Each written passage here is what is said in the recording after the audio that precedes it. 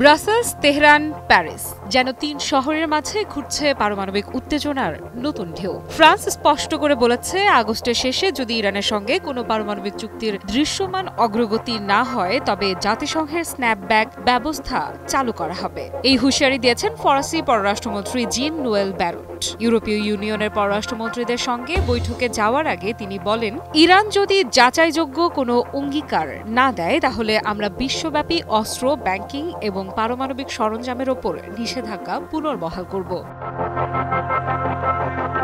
Snapback ব্যবস্থা হল ২০১৫ সালের জেসিপিওএ বা ইরান পারমাণবিক চুক্তির আওতাভুক্ত একটি বিধান, যা জাতিসংঘের নিরাপত্তা পরিষদের ২২৩১ নম্বর প্রস্তাবে যুক্ত ছিল। যে কোনো অংশগ্রহণকারী দেশ যদি ইরানকে চুক্তি লঙ্ঘনের অভিযোগ তোলে এবং ৩০ দিনের মধ্যে তার ঠেকাতে কোনো প্রস্তাব গৃহীত না হয় তাহলে পূর্বের সব নিষেধাজ্ঞা সক্রিয়ভাবে ফিরে আসে। ফ্রান্স, যুক্তরাজ্য ও জার্মানি, এই তিন ইউরোপীয় দেশ এখন একজোট হয়ে বলছে, সময় ফুরিয়ে আসছে, আগস্টের শেষই আমাদের ডেডলাইন। ব্যারট জানান, একটি চিঠি দিয়েই এই নিষেধাজ্ঞা কার্যকর করা সম্ভব এবং সেই প্রস্তুতি তারা ইতোমধ্যেই নিয়ে ফেলেছে।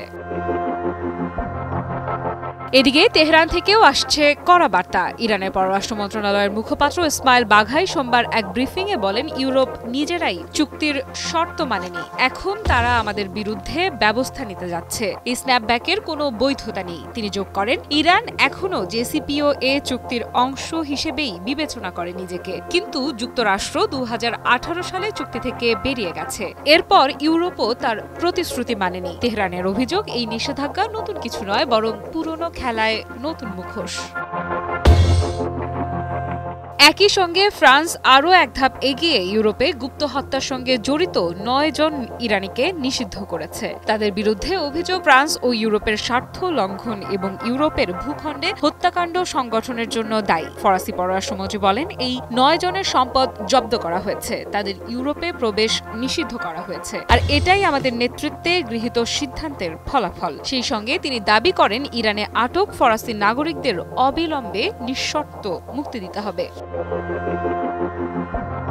এদিকে ইরান এখানেই থেমে নেই। মুখপাত্র বাঘাই আরও বলেন, জার্মানি যদি পারমাণবিক অস্ত্র ধারণকারী মার্কিন সেনাকে মাটিতে আশ্রয় দেয় এবং ইসরায়েলের সামরিক অভিযানকে সমর্থন করে তাহলে তাদের আন্তর্জাতিক আইন নিয়ে কথা বলার নৈতিকতা থাকে না। তিনি আন্তর্জাতিক পারমাণবিক শক্তি সংস্থার বিষয়ে বলেন, তথ্য পাচার করে আমাদের স্থাপনাগুলোকে হামলার লক্ষ্য বানানো হয়েছে। আইএই এর পক্ষপাতমূলক ভূমিকা আমাদের বিরুদ্ধে যুদ্ধকে উস্কে দিয়েছে।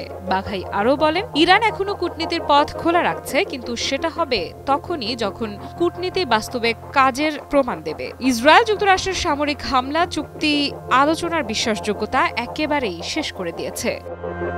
আফরিদা ইফরাত, নিউজ 24।